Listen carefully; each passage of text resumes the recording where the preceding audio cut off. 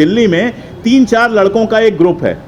हर 3-4 महीने पे उनका काम ये होता है कि एक किसी औरंगजेब रोड को, किसी अकबर रोड को, किसी इस तरह की रोड को वो काला करते हैं, उसके ऊपर स्प्रे से कोई और रोड लिखते हैं, खुद ही वीडियो बनाते हैं और खुद ही चला देते हैं। पता है लोगों को कि ऐसे नफरती वीडियो बनाएंगे तो वो वायरल होंगे।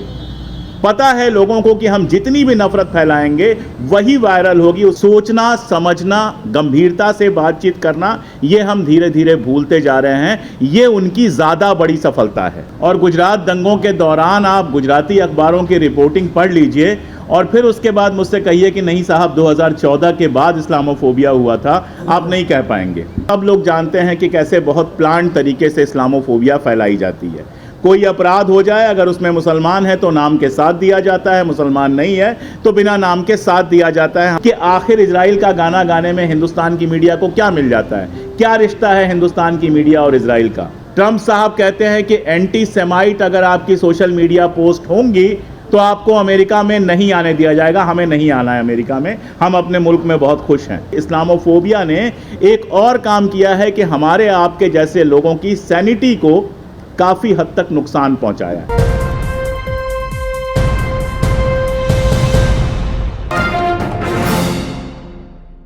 बहुत शुक्रिया। मंच पे जितने लोग बैठे हुए हैं सभी स्थापित पत्रकार लोग हैं जिन्होंने अपना जीवन पत्रकारिता को दिया है। मैं तो इतना पत्रकार भी नहीं हूं कि प्रेस क्लब का मेंबर हो सकूं, मैं एकदम भी पत्रकार नहीं हूं, लेकिन हाँ कुछ चीज़ें हैं जो मैं ज़रूर शेयर करना चाहूँगा। इस्लामोफोबिया पे बात हो रही थी। पहली बात तो ये कि इस्लामोफोबिया 2014 के बाद शुरू हुई, ये गलत समझ है। मैं इसको कम से कम नहीं मानता हूँ। 1990s में मैं स्कूल में पढ़ रहा था। 1990s में मैं स्कूल में पढ़ रहा था, 12वीं में था मैं। और उस समय दैनिक जागरण की मैं नाम लेकर कह रहा हूँ, और दैनिक जागरण अकेला नहीं था, तमाम हिंदी अखबारों की आप रिपोर्टिंग उठाकर देख लीजिए और आपको समझ में आएगा कि इसकी जड़ें कितनी पुरानी थी। हमारे साथ बहुत सीनियर लोग बैठे हैं, वो शायद बताएंगे कि इसके पहले भी ये सारी चीज़ें थीं। संयोग कुछ ऐसा होता है कि जब गुजरात का सारा कांड होता है तो उस समय मैं गुजरात में होता हूँ, गुजरात में नौकरी कर रहा होता हूँ, और वहाँ पर गुजराती मैंने सीख ली थी। और गुजरात दंगों के दौरान आप गुजराती अखबारों की रिपोर्टिंग पढ़ लीजिए और फिर उसके बाद मुझसे कहिए कि नहीं साहब 2014 के बाद इस्लामोफोबिया हुआ था, आप नहीं कह पाएंगे। एक बात हमको स्वीकार करनी होगी कि आज़ादी की लड़ाई और उसके बाद मुस्लिम लीग और हिंदू महासभा का सारा तमाशा और विभाजन, ये ऐसी चीज़ें थीं जिसने हमारे देश की जड़ में ही इस्लामोफोबिया या इस तरह का, बल्कि उसके लिए एक दूसरा शब्द मैं उपयोग करूं बहुत बेहतर लगता है मुझे, सांप्रदायिक घृणा का, कम्युनल हैट्रेड का बीज हमारे देश के बनने के साथ ही डाल दिया था। फ़र्क सिर्फ इतना था कि जो लोग गद्दियों पर बैठे हुए थे, जो लोग देश के हुक्मरान थे, चाहे वो जवाहरलाल नेहरू हों चाहे उसके बाद के लोग हों, वो कम्युनल लोग नहीं थे। वो लोग अपने लेवल पर कोशिश कर रहे थे कि ये जो विषबेल बोने की कोशिश की जा रही है, इसको जितना कंट्रोल में रखा जा सके, जितना इसको काटा छांटा जा सके, जितना कम किया जा सके उतना बेहतर है। इसीलिए हम देखते हैं कि उस ज़माने में जो मीडिया का मेन स्ट्रीम था, उस ज़माने में दूरदर्शन जो हमको गाने सुनाया करता था, मिले सुर मेरा तुम्हारा, या फिर और भी इस तरह की जो चीज़ें आती थीं, जिस तरह के सीरियल्स आते थे, वो मिल के चलना सिखाते थे और हमारे स्कूलों में विविधता में एकता, यूनिटी इन डाइवर्सिटी के नारे लगते थे।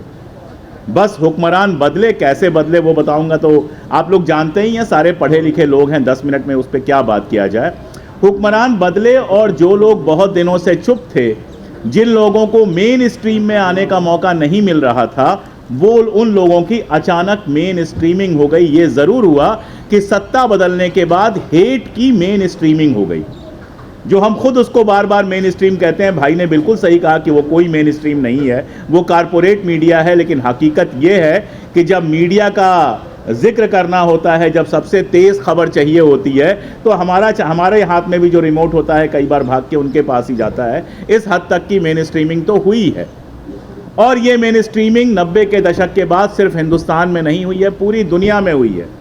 मुझे एक वजह समझ में नहीं आती है कि हिंदुस्तान का मीडिया इजराइल के गाने गाने लगे। मुझे कोई एक बात समझ में नहीं आती है कि आखिर इजराइल का गाना गाने में हिंदुस्तान की मीडिया को क्या मिल जाता है, क्या रिश्ता है हिंदुस्तान की मीडिया और इजराइल का। लेकिन ये इस्लामोफोबिया वहाँ तक पहुँचता है। ट्रंप साहब कहते हैं कि एंटी सेमाइट अगर आपकी सोशल मीडिया पोस्ट होंगी तो आपको अमेरिका में नहीं आने दिया जाएगा। हमें नहीं आना है अमेरिका में, हम अपने मुल्क में बहुत खुश हैं। लेकिन कभी आपने सुना कि उन्होंने कहा हो कि अगर एंटी इस्लामिक पोस्ट होगी, अगर एंटी हिंदुइज्म पोस्ट होगी, यहां तक कि एंटी क्रिश्चियन पोस्ट होगी, तो हम ऐसा कुछ करेंगे? नहीं। क्यों? क्योंकि एक लड़ाई चल रही है, जिस लड़ाई में वो एक ऐसी ताकत के साथ हैं जो सबसे बड़ा इस्लामोफोबिक हमारे वक्त का हो सकता है। सवाल बड़ा ये है, हम सब समझदार लोग हैं, हम सब लोग जानते हैं कि कैसे बहुत प्लांट तरीके से इस्लामोफोबिया फैलाई जाती है। कोई अपराध हो जाए, अगर उसमें मुसलमान है तो नाम के साथ दिया जाता है, मुसलमान नहीं है तो बिना नाम के साथ दिया जाता है। हमारे मीडिया के साथी यहाँ बैठे हुए हैं, जो असल में पत्रकार हैं, वो जानते हैं कि ये मीडिया के एथिक्स के बिल्कुल खिलाफ है। ऐसी तमाम सारी चीज़ें, खबरें आती हैं, कोई खबर आती है, खट से उसको हिंदू मुसलमान बना दिया जाता है। बाद में जब तक फैक्ट आता है कि इसमें हिंदू मुसलमान का मामला नहीं था, तब तक वो खबर व्हाट्सएप के उन नंबर्स पे पहुंच चुकी होती है जिनके लिए बनाया गया होता है। सवाल यही है कि इसका मुकाबला कैसे करें। मैं लगातार सोचता हूं कि इसका मुकाबला कैसे किया जा सकता है। एक तो ये तरीका है मुकाबला करने का, हम सब ने जिसको जहां मौका मिला छोटे छोटे मंच बनाए और अपनी बातें रखनी शुरू हुई। लेकिन इस मंच का भी एक खतरा है, और वो बड़ा खतरा है, वो हमें लगातार समझना चाहिए। ये मंच भी चलता है व्यूज़ पर, ये मंच भी चलता है मोनेटाइजेशन पर, ये मंच भी चलता है वायरल पर। और इस वायरल के चक्कर में कई बार हम उनकी मदद तो नहीं कर रहे हैं, इस बात को हमें समझना चाहिए। जैसे मैं एक छोटा सा एग्जाम्पल देता हूं, दिल्ली में 3-4 लड़कों का एक ग्रुप है।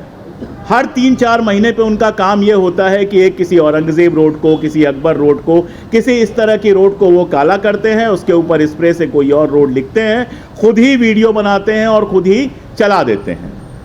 यकीन जानिए कि अगर उन वीडियोस को हम लोग एंटरटेन करना छोड़ दें, अगर उन वीडियोस पे हम लोग सनसनीखेज शीर्षक लगाकर नए वीडियोस बनाना बंद कर दें, तो उसकी वैल्यू कुछ नहीं है। अगले दिन उनकी सफाई हो जाती है और ओरिजिनल नाम लग जाता है।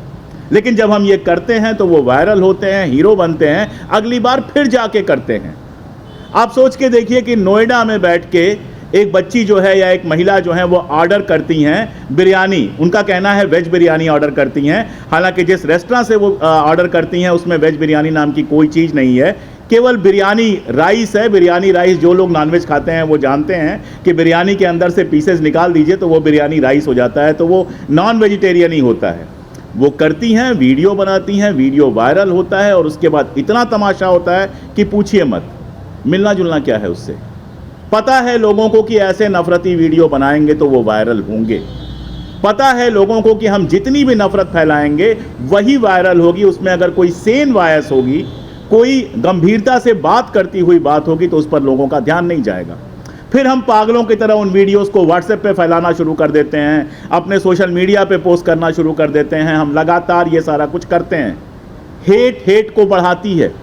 ये हम जैसे जैसे करते हैं ऐसे लोगों के मन का भरोसा मजबूत होता है कि जितनी बेवकूफ़ाना बात करेंगे, जितनी नफरती बात करेंगे, उतनी दूर तक जाएगी। और अगर गंभीरता से कोई बैठ के आपको बताए इतिहास के बारे में, विज्ञान के बारे में, अपने समय समाज के बारे में कोई एनालिसिस दे, इकोनॉमिक इश्यूज़ पे बात करे, तो आप जाके देखिए उन वीडियोज़ को लोग नहीं देखते हैं, वो वीडियोज़ देखने के काबिल नहीं लगते। मैं अपनी बात ख़त्म कर रहा हूं, उसके पहले यही कह रहा हूं कि इस्लामोफोबिया ने एक और काम किया है कि हमारे आपके जैसे लोगों की सैनिटी को काफ़ी हद तक नुकसान पहुंचाया है। हम सब रिएक्शनरी हो गए हैं। हमें तुरंत कोई ऐसी चीज़ चाहिए होती है जिस पर हम खट से रिएक्ट कर दें।